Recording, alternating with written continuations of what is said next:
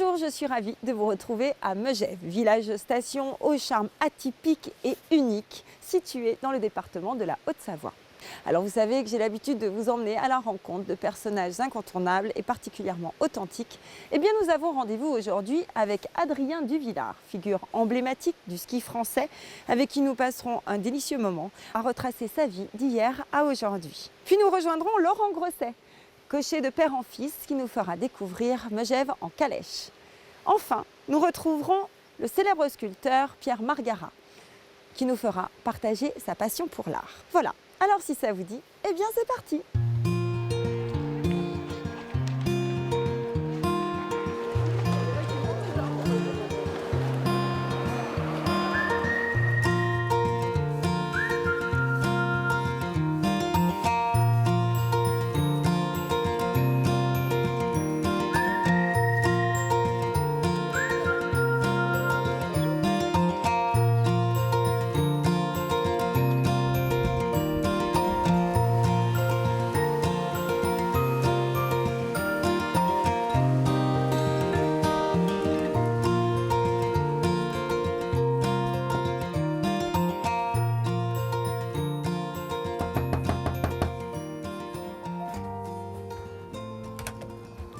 Bonjour. Bonjour Adrien. Bonjour. Enchanté.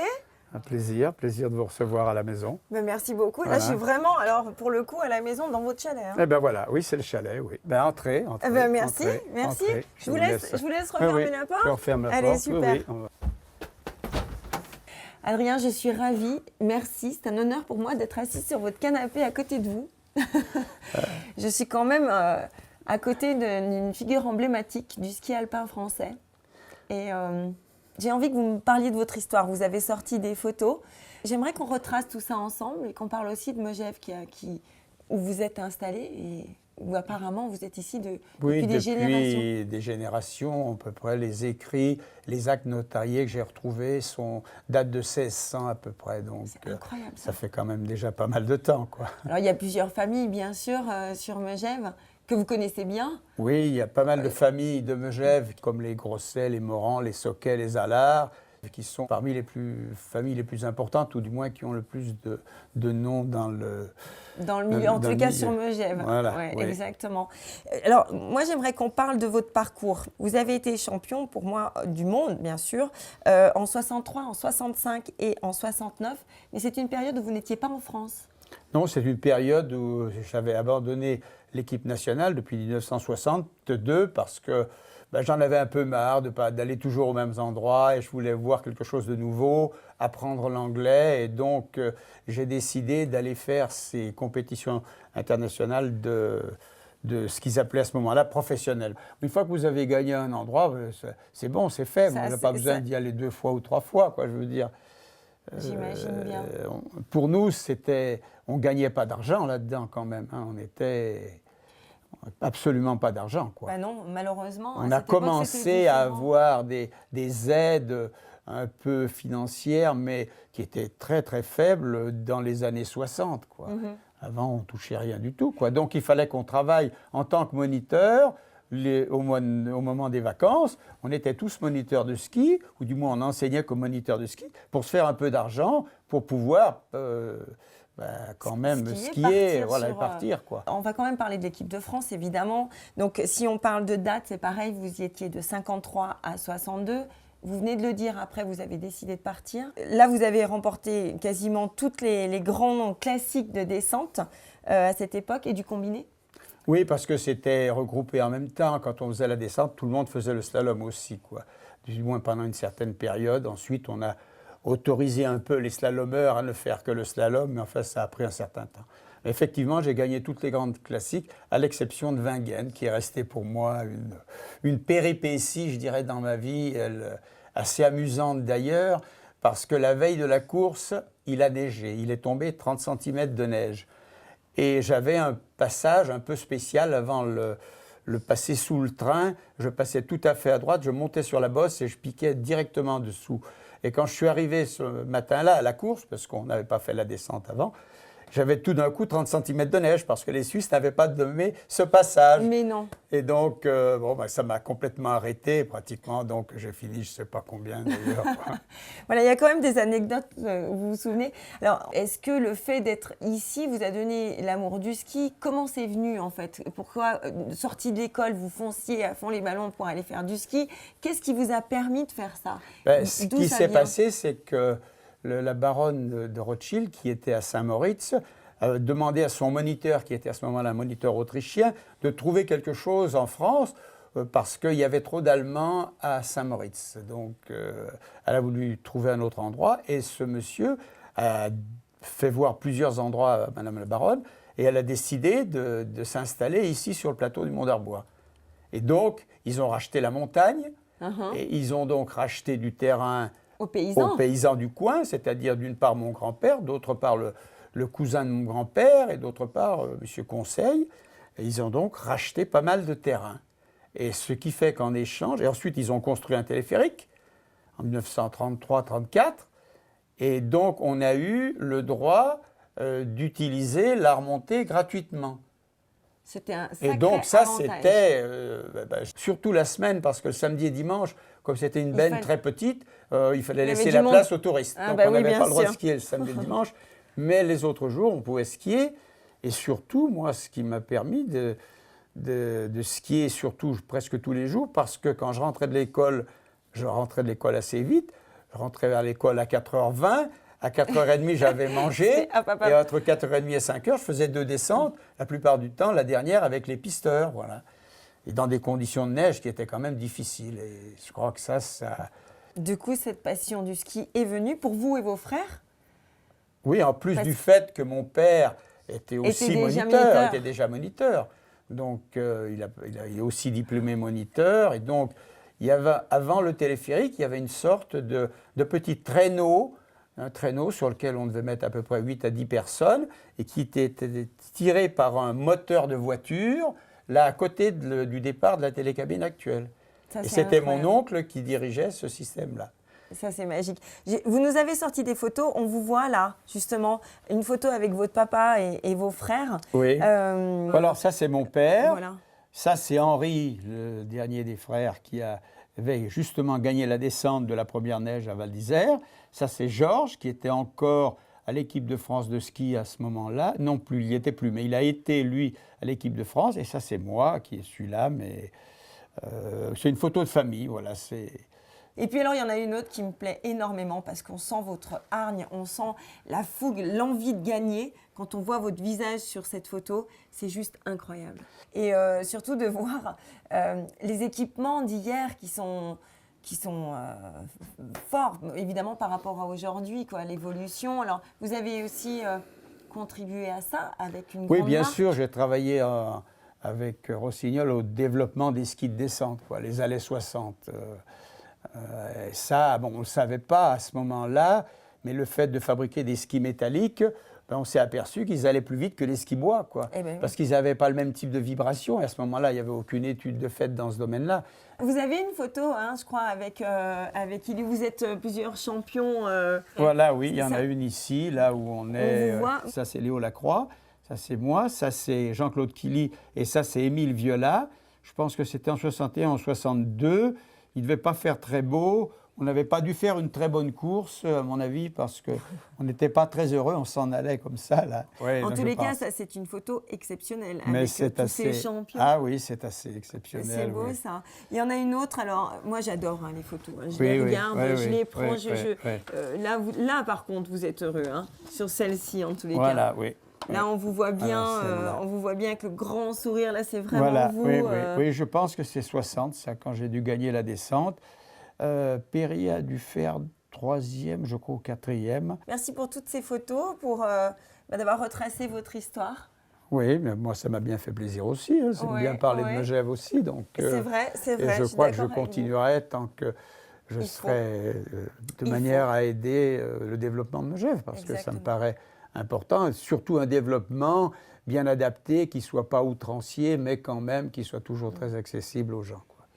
Merci beaucoup, Adrien. Merci de ce beau et grand moment. Voilà.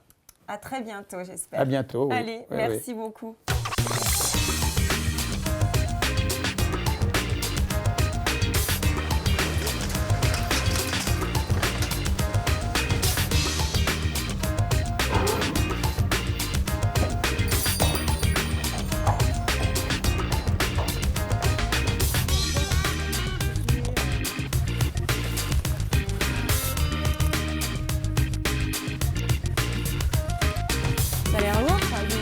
fait une dizaine de kilos. Ah ouais, quand même. Oh, tu es belle, hein, oui. Voilà. C'est bon, Laurent? Ouais, c'est bon. Là, elle est... Là, elle est prête à mettre à la calèche. Ah, t'es prête à mettre à la Voilà. calèche. J'avais une question quand même qui est importante au niveau des sabots. Oui. La neige, sachant qu'elle parcourt quand même pas mal de Ouais, ils kilomètres font quand dans même la pas mal de journée. kilomètres. Il y a mais, une différence avec des sabots avec des fers d'été. avec des fers d'été ou Voilà. pas? Bah, en fait, on peut regarder. Donc, Ah ouais, on bouge je veux pas bien. ça. Je la tiens. Là, viens, donne ton pied. Donc en fait, pour l'hiver, on a les fers comme ça, donc avec les 4 crampons, bouge pas, avec les mines en tungstène, et après on met un caoutchouc là aussi pour qui sert un petit peu d'amortisseur, Ah Voilà, oui, pour bouge pas. protéger. Voilà. pour encaisser un petit peu les chocs du macadam. Ah oui. Voilà. Alors, Et quand il y a après, de la suivant les neige, bêtes, on met encore du silicone encore. D'accord. Comme ça, c'est comme s'ils couraient sur de la moquette. Ah bah ça va pas Voilà. mal. Hein. En même temps, il y a plusieurs chevaux, j'imagine, qui font des tournées parce que vous en avez plusieurs. Là, je du tourne coup. avec 4 chevaux en fait. Ah, d'accord. Donc ça leur fait toujours une journée et demie de congé sur 2 jours. D'accord. 4 ou 5 ou 6 suivant les périodes et suivant les chevaux. Ok. Ce sont les tiens. C'est Voilà, vraiment c'est- privé, voilà. hein, je C'est crois, privé hein. en fait, on est tous indépendants, on Ouais. fait partie d'une association et on est tous chacun propriétaire de ses chevaux, de son attelage, de son matériel. Ouais. Là, Bouge pas, elle entend, hein, il y a d'autres chevaux qui Elle passent. entend le collègue, donc elle ouais. est pressée, elle veut y aller. Elle veut y aller. Bah tu sais quoi, on va la mettre, On va la mettre à la calèche. Allez, on va la mettre à la calèche.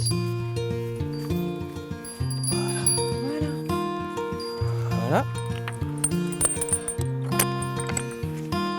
Ça fait combien de temps, Laurent, que tu fais ce métier? Là sur Megève, ça fait la 12e saison que je suis à mon compte. Voilà, donc je fais avec mes propres chevaux et donc sur Megève, c'est la 12e saison. Elle est venue comment, cette passion?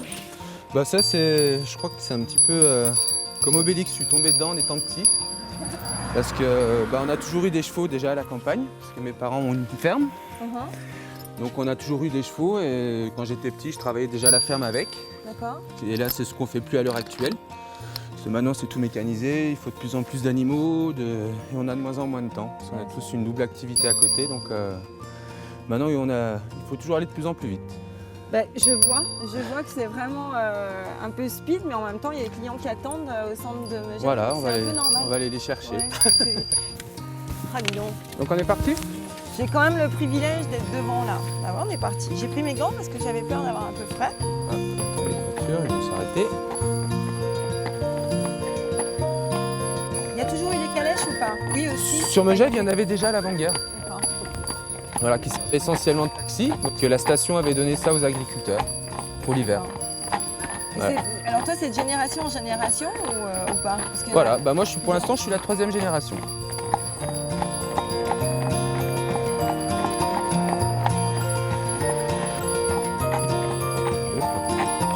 Bien à droite, bien à droite, bien à droite.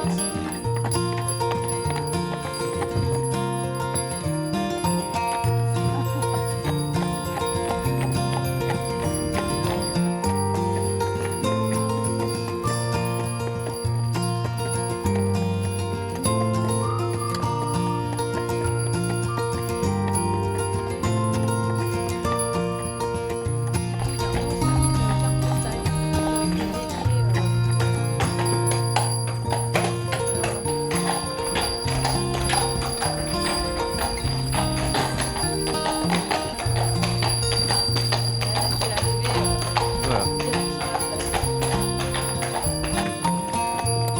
Oh.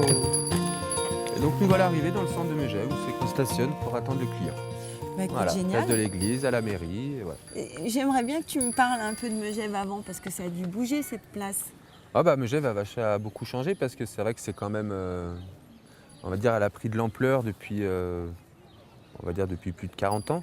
Donc après ça a changé, maintenant il y a quand même beaucoup de boutiques, mais bon c'est comme ça quoi, c'est Megève.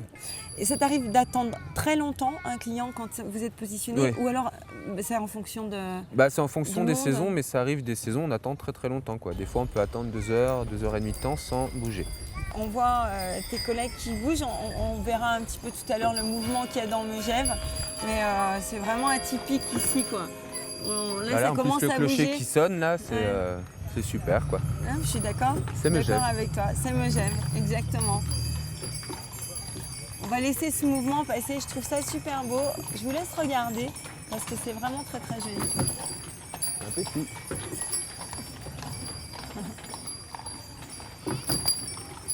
Arrête, Syrah. Est-ce que chaque calèche est personnalisée?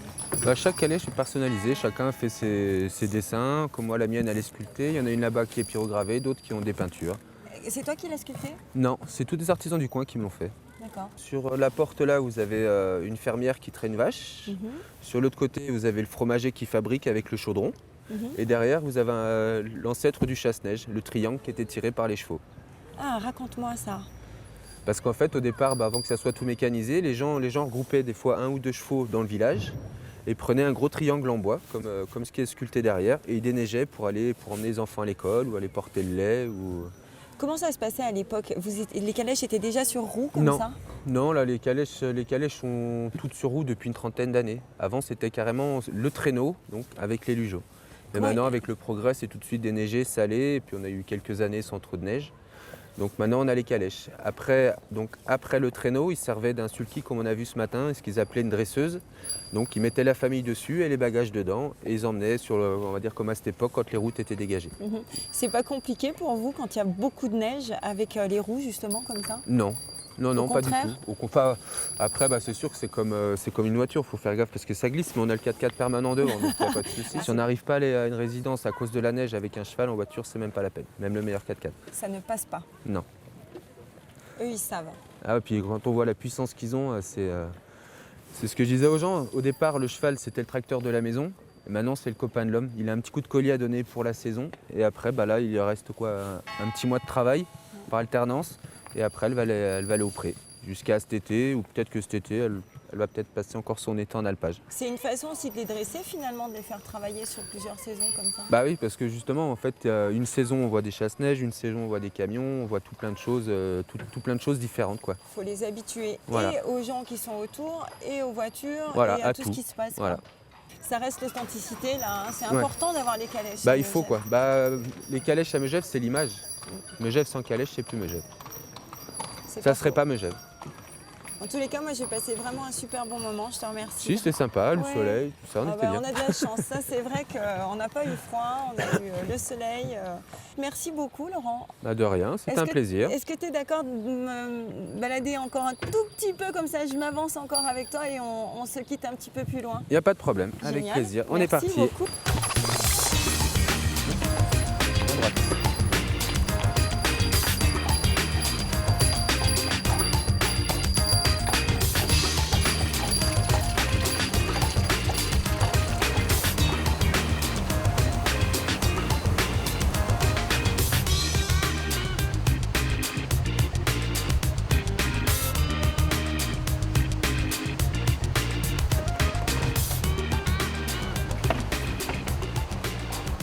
Bonjour Pierre. Bonjour. Je m'approche doucement parce que vous êtes en train de positionner les sculptures dans votre galerie là.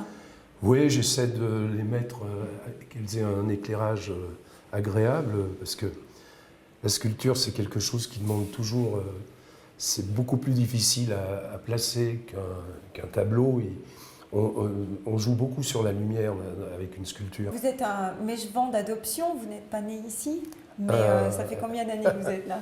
Non, je suis mèche-vent d'adoption, je suis savoyard, mais je suis arrivé il y a plus de 40 ans.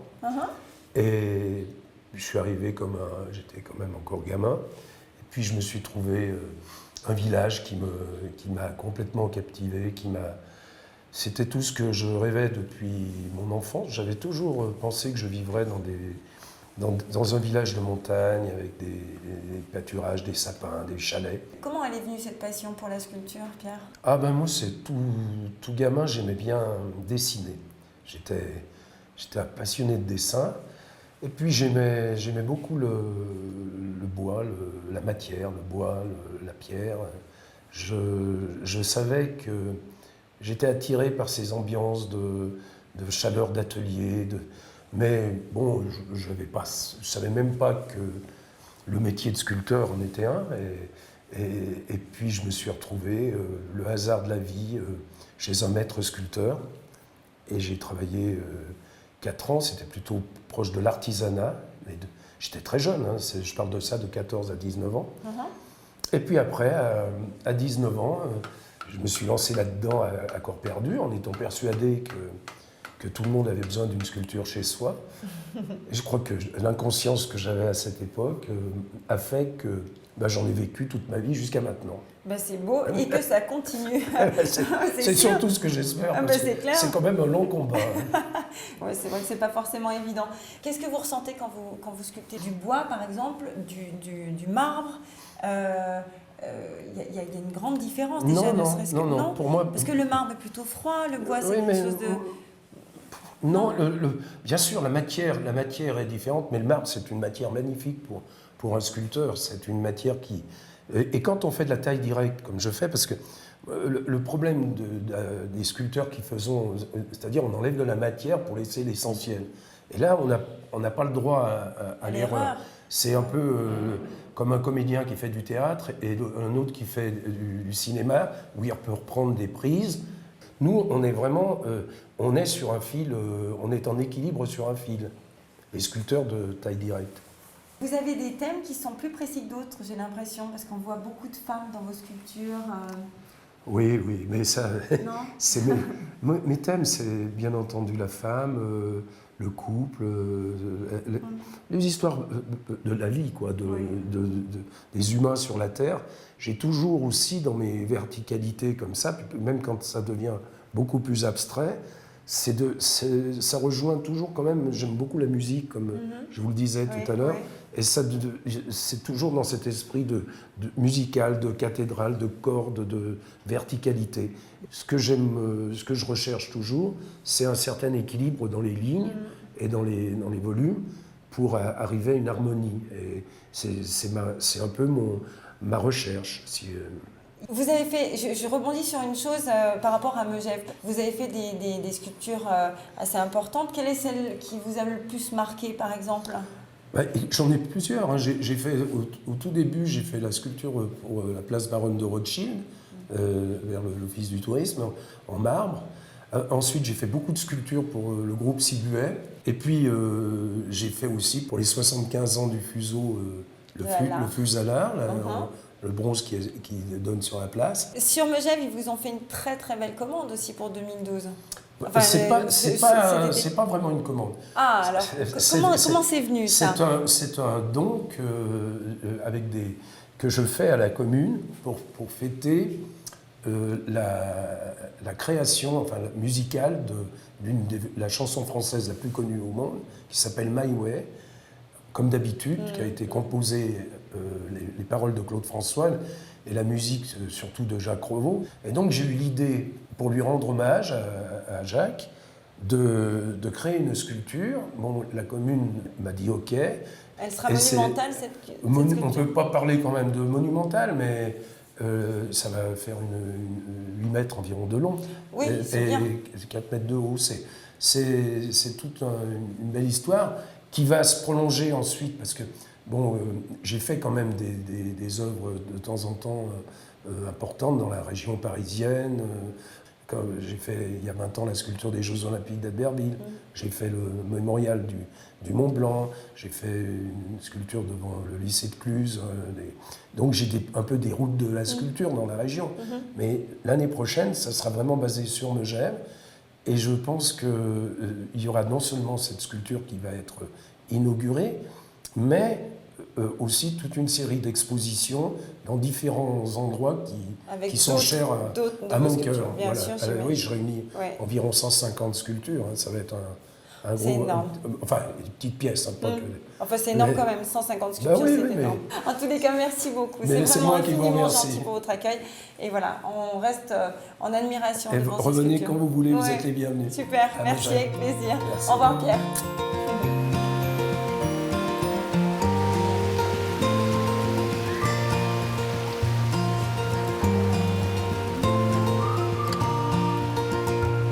Et bien voilà, nous arrivons au terme de cette émission. Je vais quitter Megève. J'espère vous retrouver pour un autre village. À très bientôt. Ciao, bye bye.